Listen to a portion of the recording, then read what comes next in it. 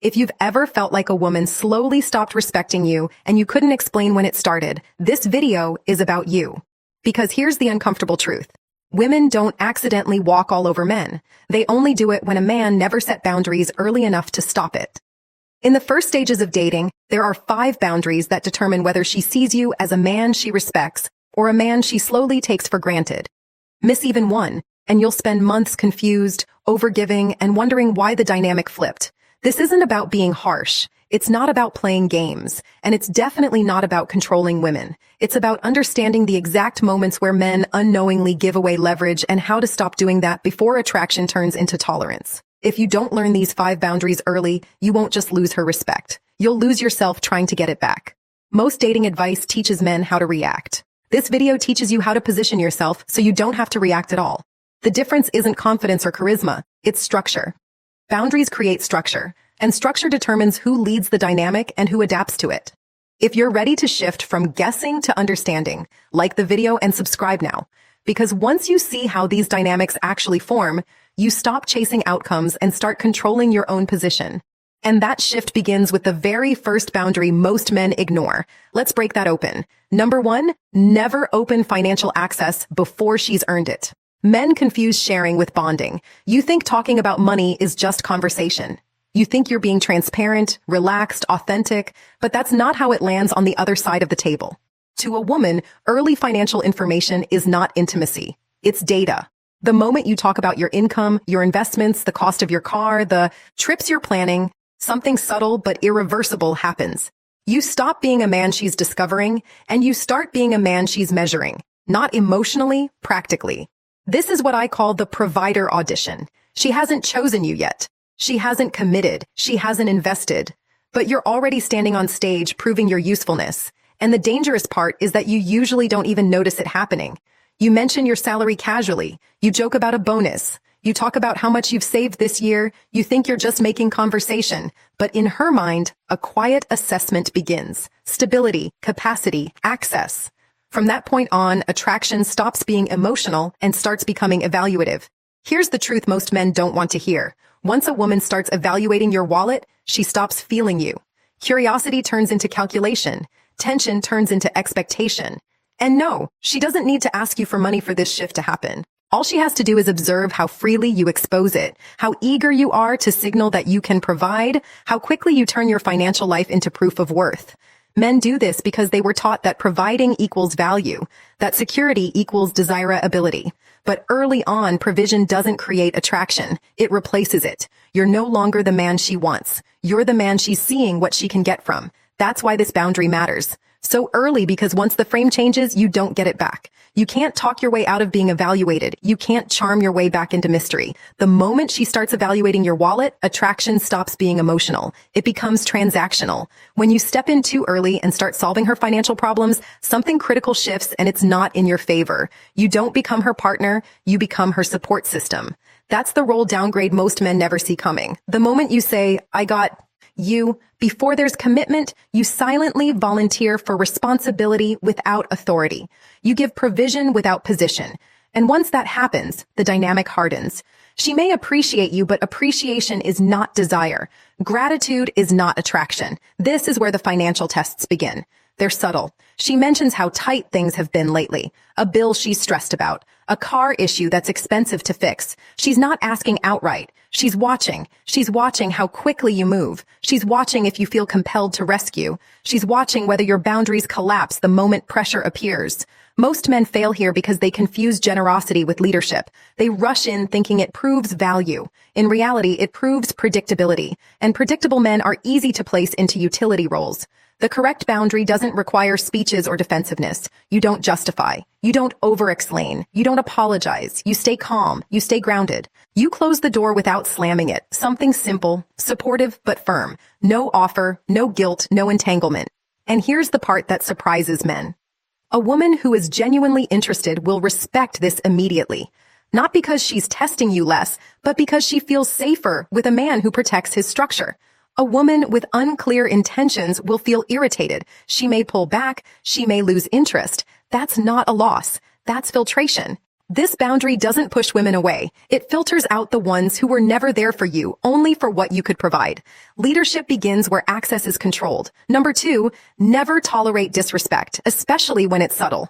Most men think disrespect looks loud, raised voices, insults, obvious hostility. That's why they miss it when it actually matters. Because real disrespect doesn't announce itself. It sneaks in quietly and waits to see if you'll stop it. It shows up when she interrupts you mid-sentence and keeps talking. When she makes a passive joke at your expense and follows it with, "Relax, I'm just teasing." When she casually compares you to her ex. When she ignores your messages for hours but expects instant replies from you. None of these moments feel big enough to confront. And that's exactly why they work. From a psychological standpoint, this isn't cruelty, it's evaluation. She's asking one silent question. Can I get away with this? Women test boundaries the same way water tests cracks. Slowly, incrementally, one small push at a time. If nothing pushes back, the pressure increases. Here's a scenario most men recognize, but rarely address. You're out with her and a few friends. Everyone's laughing, talking. Then someone asks how things are going between you two. She smirks and says something like, "He's fine." When he's not being clueless, her friends laugh. She laughs too. You smile. You tell yourself it's harmless, that she didn't mean it like that.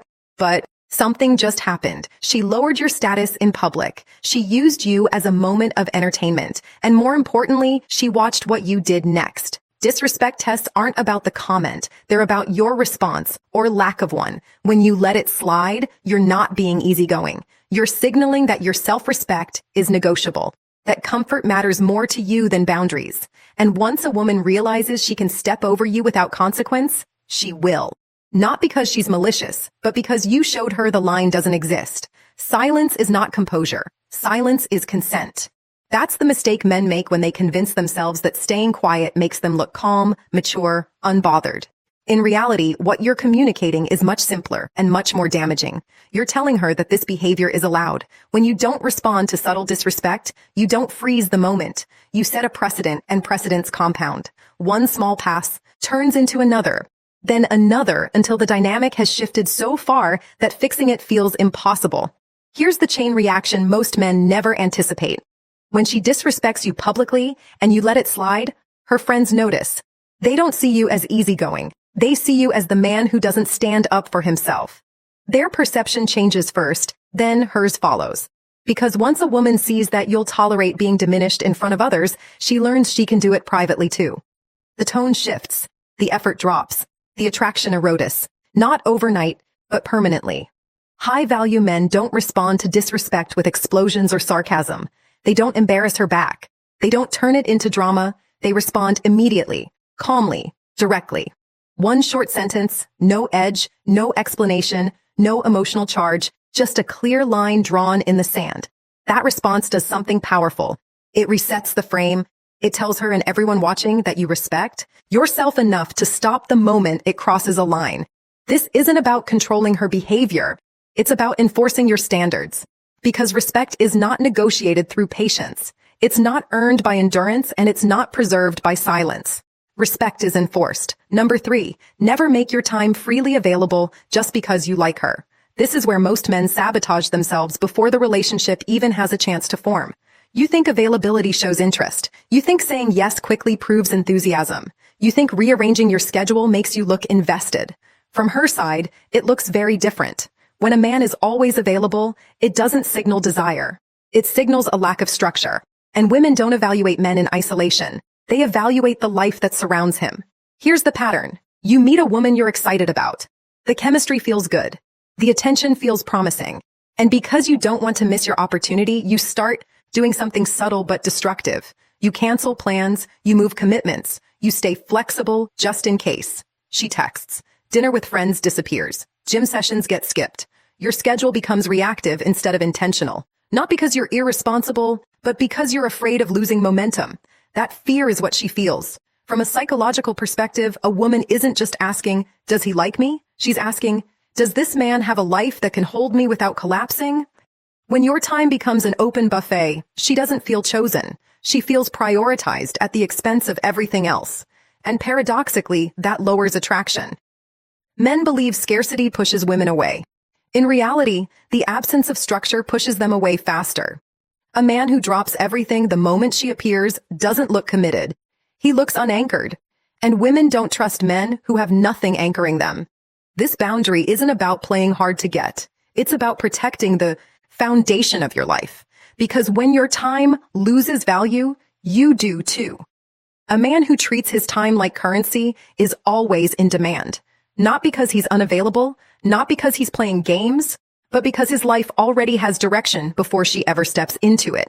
When you protect your schedule, something powerful happens in her mind. She stops seeing you as an option she can summon and starts seeing you as a man she has to meet halfway. Time creates anticipation when it's not on demand. That's the part most men misunderstand. They think saying no kills momentum. In reality, it sharpens it. When you don't jump every time she reaches out, you signal self-control. And self-control is one of the strongest indicators of maturity. Here's what this looks like in real life. She texts late. She wants to see you spontaneously, but you have an early morning, a workout, a commitment you already made. The low V-value move is to abandon your plans and rush over hoping it proves interest. The grounded move is simple, calm, no explanation spiral. You acknowledge her, but you don't rearrange your life to accommodate an impulse. That response does two things at once. It shows that your time matters, and it makes the time you do give her feel intentional, not convenient. There's an important distinction here. Being busy isn't attractive.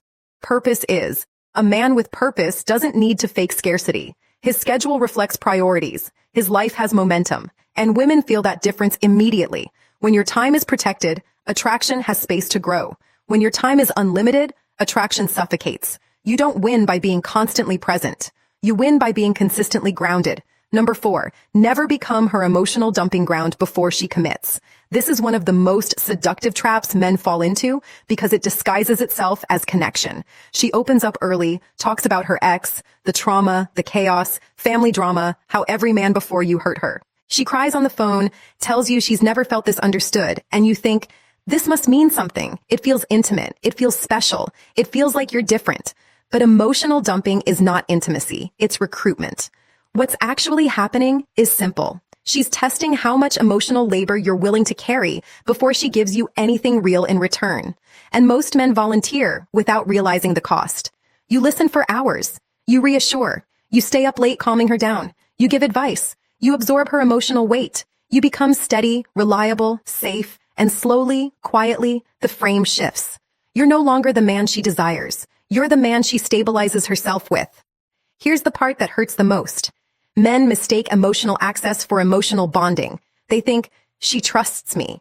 What they don't see is that trust without investment doesn't create attraction. It creates utility. She leans on you, then turns around and gives her excitement, her curiosity, her unpredictability to someone else. Not because you did something wrong, but because you stepped into the role of therapist instead of partner. Masculine polarity dies the moment you become her emotional container too early. Mystery fades, tension dissolves, desire flattens, and you can't argue your way out of that position. Once you're emotionally categorized as the safe one, it sticks. This boundary isn't about being cold. It's about pacing intimacy. Because when you carry her emotional weight before she chooses you, you're giving away your strongest leverage. Emotional closeness is powerful, but only when it's mutual. Only when it's earned. Emotional intimacy is currency. And like any currency, it loses value when it's handed out without investment. Here's the distinction most men never learn. You can be present without being responsible. You can listen without carrying. You can care without collapsing into her emotional world. The mistake isn't empathy. The mistake is overextension. When you rush to absorb her pain, fix her wounds, and stabilize her emotions before there's commitment, you reverse the natural flow of bonding. She doesn't grow closer to the man who carries her. She grows closer to the man she invests in. That's how emotional attachment actually forms. Healthy emotional pacing looks different. You listen, you acknowledge, you stay grounded, but you don't dive into problem-solving mode. You don't become the late-night crisis line. You don't let her emotional storms dictate your availability or identity. This boundary protects masculine polarity. Polarity exists when there's tension, space, and mutual effort. It dies when one person becomes the emotional anchor while the other drifts freely. Men often think pulling back emotionally makes them seem uncaring. In reality, it makes the connection cleaner. It invites reciprocity. It gives her the opportunity to step forward emotionally instead of leaning. back into you. And that's the key shift. A woman bonds with the man she invests in emotionally, not the one who carries her emotional weight for free. When she has to show up, when she has to contribute, when she has to regulate herself, attraction deepens naturally. This boundary doesn't block intimacy. It preserves it because intimacy that isn't earned doesn't build desire, it builds dependence. And dependence is the opposite of attraction. Number 5, never panic when she pulls back. This is the moment where most men undo everything they did right before. Things were good. The energy was there. The connection felt mutual. Then something shifts. Her replies slow down. The warmth fades. The effort drops. And instead of staying grounded, you panic. That panic is instinctive. You feel the distance and assume something is wrong. Maybe she's stressed. Maybe you said something wrong. Maybe there's someone else. And without realizing it, you start doing the one thing guaranteed to kill attraction. You try harder while she does less. It usually unfolds in 3 predictable mistakes. First, you fill the silence. She creates space and you rush to close it. More messages, faster replies, extra check-ins. What you're really saying is, I'm uncomfortable without your attention. Second, you try to reassure her. You offer emotional availability on demand. You let her know you're there for anything. Every word quietly communicates fear. Fear of losing her. Fear of the connection slipping away. Third, you overcompensate. You plan more, compliment more, give more. You turn the volume up, hoping effort will restore what distance removed. But attraction doesn't work that way. From a power dynamic perspective, the moment you increase effort in response to withdrawal, the balance shifts. She holds the frame. You chase it. And once that imbalance locks in, desire suffocates. A woman cannot miss a man who is constantly trying to close the gap. She can only miss what has space to disappear. Pulling back is not always a test. Sometimes it's clarity forming. Sometimes it's interest fading. And sometimes it's simply life. But panic turns every possibility into the same outcome. Loss of leverage, loss of attraction, loss of self-respect. Attraction never returns because you try harder. It returns when there's absence. That's the paradox most men resist because it feels counterintuitive. You were taught that effort fixes problems, that persistence proves value, that if you just show up more, love will stabilize. But romantic attraction doesn't respond to effort. It responds to space. When you stop rewarding distance with increased attention, one of 2 things happens, and both outcomes work in your favor. If she's genuinely interested, she recalibrates. She notices the absence. The imbalance corrects itself. Her effort rises to meet yours. Consistency returns, not because you chased it, but because you gave it room to surface. If she doesn't come back, then the truth was already there. Your boundary didn't cause the loss. It revealed it faster. This is where men get stuck emotionally. They think if I pull back, I'll lose her. What they don't see is that they were already losing themselves trying to keep her close. Never reward distance with effort. Effort given in response to withdrawal trains imbalance. It teaches her that she can reduce investment while you increase it. And once that lesson is learned, attraction doesn't recover. Absence does something effort never can. It restores polarity. It returns control to your side of the equation. It reminds her that access to you is not guaranteed. And if she chooses not to step forward when space is created, then you didn't lose a woman who wanted you. You stopped chasing an illusion that required you to abandon your grounding.